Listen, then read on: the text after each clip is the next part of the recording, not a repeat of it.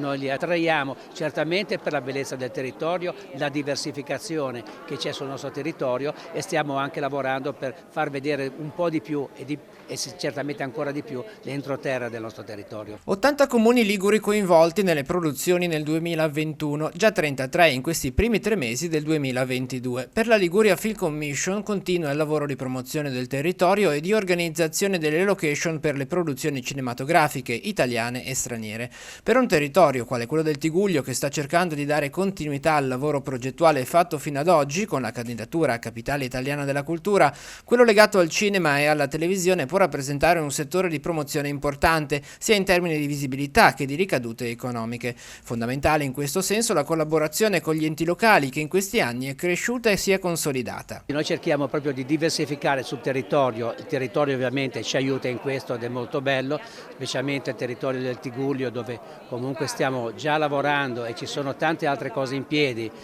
che stiamo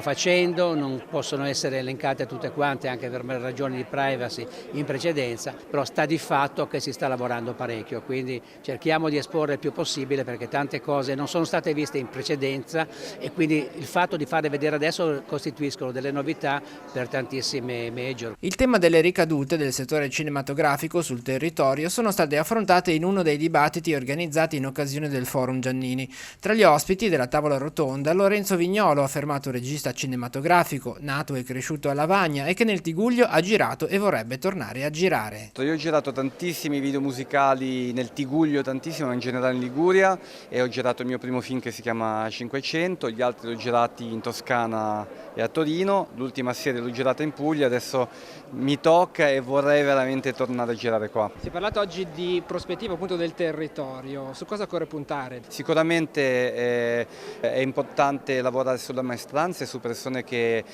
dalla Liguria e in Liguria riescono a lavorare nel campo cinematografico, e poi si è parlato di luoghi del cinema e anche del fatto in qualche modo che la restituzione in termini di visibilità e di turismo c'è.